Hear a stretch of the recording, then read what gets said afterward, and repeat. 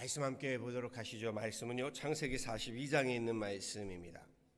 창세기 42장 우리 18절에서 25절까지의 말씀입니다. 창세기 42장 18절부터 우리 25절까지의 말씀을 함께 보도록 하시죠. 구약성경 66페이지, 67페이지에 있습니다. 창세기 42장 18절에서 25절까지의 말씀입니다. 저와 함께 한 목소리로 합독하도록 하시죠. 함께 합독하십니다. 사흘 만에 요셉이 그들에게 이르되 나는 하나님을 경외하노니 너희는 이같이 하여 생명을 보존하라. 너희가 확실한 자들이면 너희 형제 중 한 사람만 그 옥에 갇히게 하고 너희는 곡식을 가지고 가서 너희 집안에 굶주림을 구하고 너희 막내 아우를 내게로 데리고 오라. 그러면 너희 말이 진실함이 되고 너희가 죽지 아니하리라 하니 그들이 그대로 하니라. 그들이 서로 말하되 우리가 아우의 일로 말미암아 범죄하였도다. 그가 우리에게 애걸할 때에 그 마음의 괴로움을 보고도 듣지 아니하였으므로 이 괴로움이 우리에게 임하도다. 루벤이 그들에게 대답하여 이르되 내가 너희에게 그 아이에 대하여 죄를 짓지 말라고 하지 아니하였더냐. 그래도 너희가 듣지 아니하였느니라. 그러므로 그의 핏값을 치르게 되었도다 하니 그들 사이에 통역을 세웠으므로 그들은 요셉이 듣는 줄을 알지 못하였더라. 요셉이 그들을 떠나가서 울고 다시 돌아와서 그들과 말하다가 그들 중에서 시므온을 끌어내어 그들의 눈앞에서 결박하고 명하여 곡물을 그 그릇에 채우게 하고 각 사람의 돈은 그의 자루에 도로 넣게 하고 또 길 양식을 그들에게 주게 하니 그대로 행하였더라. 아멘.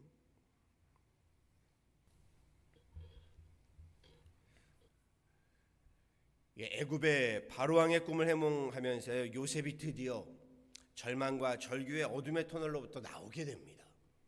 지난 옥살이와 또 종살이 이 서러움들, 괴로움들, 그 모든 억울함과 원통함의 절망과 절규에서부터요 드디어 해방되어지는 인생의 역전, 그렇죠? 인생의 반전이 시작됩니다. 절망과 절규 속에서 믿음에는 희망과 소망이 없었던 요셉에게요 드디어 그의 믿음대로요 소망의 길이요 희망의 길이 열려오는 그러한 새날이 찾아오게 된 것이죠. 그런데 상황은 좋지가 않습니다. 바로왕이 꾼 꿈을 요셉이 해몽한 바와 같이요 애굽은 처음에 가나안 땅과 함께 7년간의 풍년이 찾아옵니다. 그러다가 이 풍년을 집어삼킬 만한 7년간의 엄청난 가뭄의 흉년이 닥쳐오게 되지요. 기근의 이 가뭄의 흉년이 얼마나 지독한지요. 곡식이 부족해서 굶어 죽는 가사가 벌어지게 되었다라고 성경은 전합니다. 창세기 우리 42장 시작에서 야곱은요 그러기에 아들들에게 곡식이 있는 애굽에 내려가서 곡식을 사올 것을 전하게 됩니다. 하나님의 사람 야곱에게도요 축복의 땅 가나안에도요 기근과 가뭄의 흉년이 몰아쳤다 라고 성경은 전하고 있는 거지요. 거센 풍랑과 파도가 매섭게 물어닥치는 것, 야곱도 예외는 아니었고요. 하나님이 축복한 땅 가나안도 예외는 아니었다는 겁니다. 계속 말씀드리지만요. 믿음이 우리가 살아가는 이 세상으로부터의 환난과 역경에 대한 면제권을 주는 것은 아니다라고 했습니다. 그렇지요. 가나안 땅도요. 야곱도요. 그 시험과 연단으로부터 믿음이 없어서가 아니라 믿는 가운데도 이 기근과 굶주림의 시련은 닥쳐오는 겁니다. 그런 가운데서도 하나님 언약의 말씀 붙잡고 믿음으로 사는 사람, 이것이 믿음이고 이것이 하나님의 사람이고 이것이 믿음의 사람이다라고 했습니다. 부조한 풍족함에서도요 하나님을 떠나 교만하거나 자만하지 않음, 또 반대로요 우리 부족함 가난함 가운데서도요 하나님 부인하며 불신하지 않고 하나님 신뢰하고 의지하는 사람, 그가 하나님의 사람이고 믿음의 사람이다라는 겁니다. 우리가 삶은 전쟁이라고 하시오. 이렇게 말씀드리고 싶습니다. 하나님의 사람에게도요 삶은 전쟁입니다. 야곱에게도 삶은 전쟁이었습니다. 아니 요셉만 보아도요 요셉의 삶은 전쟁 중의 전쟁이었습니다. 야곱과 그의 가족들 또한 극심한 기근으로 인해 배고픔에 시달려야 했습니다. 결국 야곱은 막내 아들 베냐민을 제외한 10아들을요 애굽으로 보내어 곡식을 구하게 합니다. 그런데 그곳 애굽에서 전혀 생각지 않던 과거에 종으로 팔아넘겼던 동생 요셉을 만나게 되는 기가 막힌 일이 벌어지게 되지요. 요셉은 한눈에 형제들을 알아보게 되는데 형들은 동생 요셉을 알아보지 못하게 됩니다. 저들은 얼굴을 땅에 대고는 요셉에게 엎드렸다고 했습니다. 글쎄, 때린 사람은 몰라도 맞은 사람은 기억하는 법이기 때문이겠지요. 게다가 20년이 훌쩍 지났고요. 요셉이 애굽 사람들처럼 머리와 수염을 깎았고 총리의 의복을 입고 있었기 때문에 요셉을 못 알아본 것은 당연했을 겁니다. 요셉의 꿈대로 되어지고 있는 상황이지요. 그리고 삶은 전쟁과도 같다고 했는데요. 그 전쟁 같은 삶 가운데서도 역사하신 하나님을 보게 됩니다. 결국 꿈이 이루어지는 거죠. 요셉의 마음이 어떠했을까요?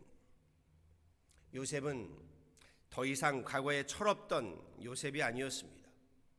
종살이와 옥살이의 요셉은 무너지지 않았고요. 도리어 믿음으로 단련되어서요.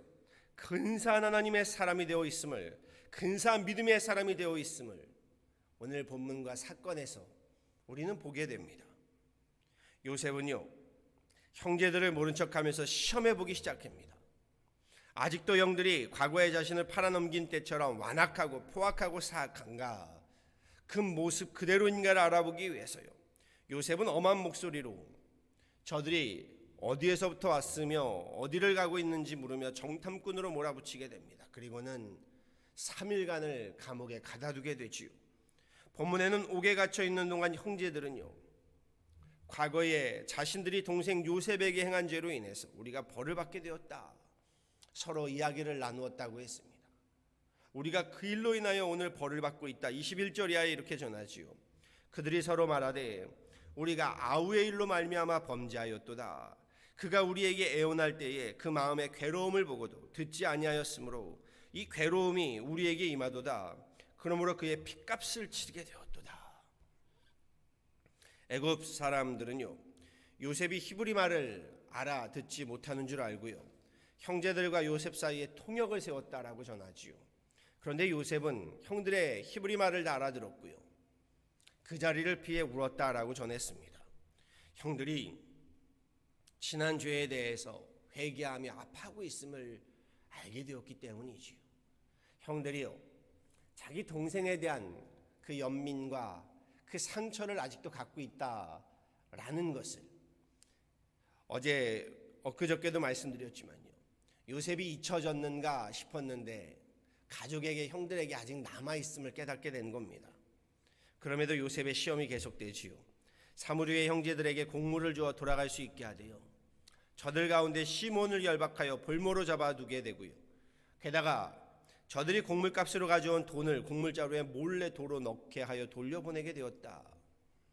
여기까지가 본문의 내용이지요. 저는 요셉이요, 애굽의 총리로 세움받을 만큼 정말 생각이 깊고요, 영성이 깊고요, 속이 깊고요, 지혜로운 사람임을 깨닫게 됩니다. 어떻게 그러한 순간에도 냉정하면서도 그렇게 속이 깊은 행동을 할 수 있는 것인지, 그냥 철부지 꿈장이요 요행으로 인해 하루아침에 총리가 된 것이 아니구나 라는 것을 저는 깨닫게 됩니다. 형들 손에 팔리우고요, 종살이를 살면서도요, 보디발 장군 가정의 총리로 세움받게 되었고요, 게다가 억울한 누명을 쓰고 또 옥살이를 살게 되면서도요, 감옥에서도 인정을 받게 된 요셉. 그러니 그냥 그는 운이 좋아서 애굽의 총리가 된 것이 아니구나 라는 것을 우리는 보아야 합니다. 믿음은요, 우리에게 운을 억세게 좋게 해서 총리가 되게 해주는 것은 아니라는 거지요. 게다가 형들을 만났을 때 부들부들 떨리는 복수의 손길을 그는 부여잡고요, 또 저는 좀 생각해 봅니다. 자칫 지난 일에 대해서 무책임하게 그냥 용서를 먼저 전하거나 무분별하게 도와주려 하다가 일을 그르치지 않고요, 요셉은 침착하고도 현명하게 형제들의 상황을 알아봅니다. 형제들의 마음을 시험해 봅니다. 저들의 믿음을 테스트해 봅니다. 믿음으로 책임있고 분별있게 행동하고 있음을 저는 보게 됩니다. 요셉의 믿음, 저는 그의 믿음이야말로 진짜구나라는 것을 깨닫습니다. 요셉은 하나님을 진심으로 신뢰했던 겁니다. 그러니 환난과 역경과 핍박의 연속인 정말 전쟁 같은 삶을 살면서도요, 그는 믿음으로 이 날을 대비하고 있었던 것이고, 믿음으로 다시 식구들을 만날 날을 그는 기도하고 있었던 겁니다. 소망하고 있었던 것이고, 믿음으로 살면서 하나님의 사람, 믿음의 사람이 요셉은 되었던 겁니다. 하나님은 종종 우리의 믿음이 참된 믿음인지, 우리의 마음이요 진실된 마음인지 시험하고 연단하실 때가 있습니다. 때론 큰 시련과 역경, 아픔과 슬픔을 통해서요, 반대로요, 때로는 큰 성공과 출세, 부유와 풍요를 통해서 연단하시고 단련하시며 시험하시고 우리 지켜보신 하나님이십니다.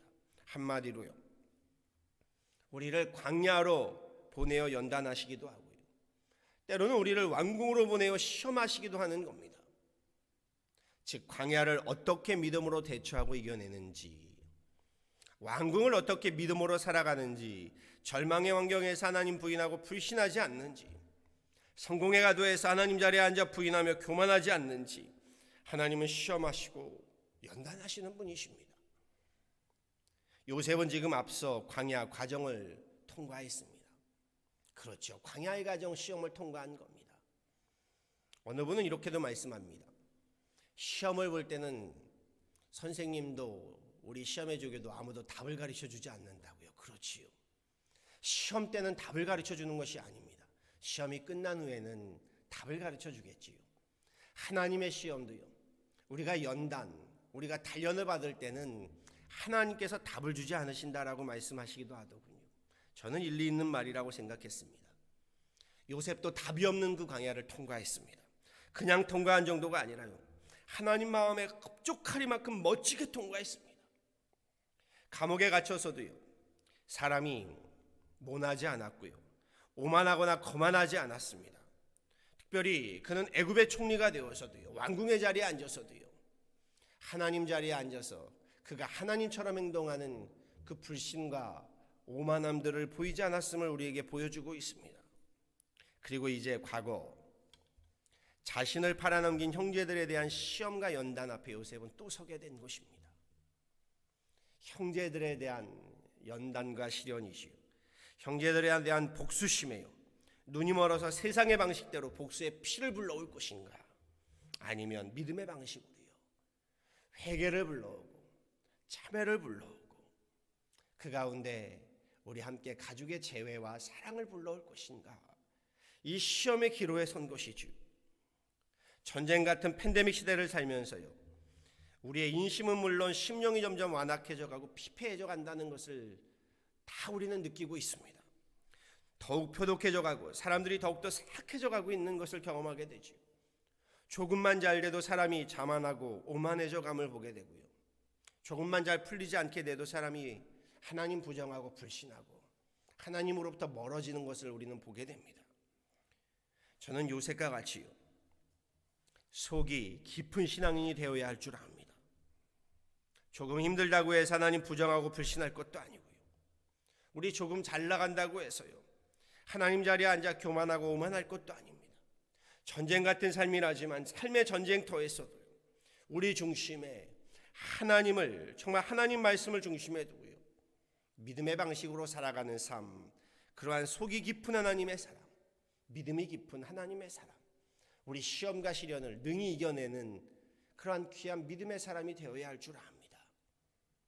우리 믿음은요, 종살이 옥살이의 광야의 시련과 역경들에 대한 이를 면제받기 위한 부적이 아니라고 했습니다. 반대로요, 앞서도 말씀드렸지만 믿음은 하루아침에 애굽의 총리가 되는 출세와 성공의 묘수와 유행을 가져다주는 부적도 아닙니다. 성경은 이를 우리에게 분명히 전하고 있습니다. 바라고 소망합니다. 요셉과 같이요, 광야를 살면서도요, 또한 우리가 왕궁을 살면서도요, 믿음이 깊은 사람, 중심이 깊은 사람, 마음이 깊은 사람, 우리 좀 속이 깊은 사람, 중심이 흔들리지 않는 믿음의 사람, 그렇게 하나님의 역사를 이뤄가는 하나님의 사람, 하나님의 가정, 하나님의 교회가 되어지기를요 우리 구주 예수 그리스도를 받도록 간절히 축원합니다. 아멘. 함께 기도하도록 하시죠.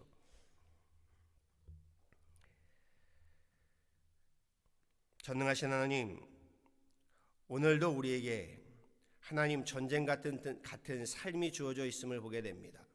그 가운데 하나님 끊임없이 우리 가운데 시험이 있고 유혹이 있고 미혹이 있고 광야 같은 하나님 어려움과 괴로움이 있고 왕궁과 같은 부유함과 풍족함이 있는 줄 압니다. 그 가운데 하나님 우리가 믿음으로 이 모든 일들을 능히 감당해가며 나아갈 때 요셉과 같이 그 모든 시험과 연단들을 능히 이겨내게 하여 주시고 하나님 무엇보다 요셉과 같이 우리의 중심이 하나님 믿음으로 하나님으로 흔들림 없게 하여 주셔서 우리 오늘 말씀에서 자칫 하나님 평정심을 잃어버리고 믿음을 잃어버리고 세상의 방식을 따르며 피를 불러오는 복수를 불러오는 하나님 방식을 따르지 아니하고 그 가운데서도 믿음을 따르며 하나님의 방식을 따르며 회개와 참회를 따르고 하나님 그 가운데 용서와 함께 사랑을 따르며 우리 소망과 믿음을 따르고 있는 요셉을 보며 우리 또한 우리의 삶을 살아가면서 세상의 방식을 따를 것이 아니라 하나님의 방식을 따르게 하여 주시고 하나님 그 가운데 요셉뿐만이 아니라 그 형제들도 함께 하나님 앞에 참회하며 회개하며 하나님 우리의 모든 죄악들 불신들 하나님 그 모든 교만들 오만들을 내려놓고 하나님 앞에 엎드릴 수 있는 우리가 되게 하시고 우리 가정이 되게 하시고 우리 교회가 되게 하여 주옵소서. 주님 기도하고 간구하오니 오늘도 주님의 놀라운 은혜와 은총을 구할 때에 우리 앞에 주어진 모든 하나님 삶의 하나님 여정 가운데서 믿음으로 우리의 중심이 흔들리지 않게 하여 주시고 하나님 믿음 가운데 우리의 소망과 우리의 희망이 흔들리지 않게 하여 주시고 믿음 가운데 우리의 사랑이 흔들리지 않게 하여 주시고 믿음 가운데 하나님께 대한 그 신뢰가 하나님 흔들리지 않게 하여 주옵소서. 광야를 살아갈 때나 왕궁을 살아갈 때나 결국 하나님 믿음으로 승부하고 믿음으로 승리하는 하나님의 귀한 권속들 하나님의 귀한 가정들 우리 교회 삼아 주옵소서. 팬데믹 가운데도 하나님이 믿음을 잃지 않게 하시고 믿음으로 이 팬데믹을 능히 이겨내게 하여 주시며 우리 교회 모든 목회 사역도 하나님 특별히 교육관과 주차장 증축에 있어서도 하나님 우리로 이 믿음의 중심을 잃지 아니하고 우리 함께 일들을 감당해 갈 때에 주님께서 우리 가운데 요셉과 같은 지혜와 하나님 그 놀라운 믿음으로 도와여 주옵소서. 감사하고 오늘도 하나님의 크신 은혜와 은총으로 새날에 놀라운 축복을 도와여 주실 것을 간절히 바라와서 이 모든 건 예수 그리스도를 받도록 간절히 기도하였습니다. 아멘.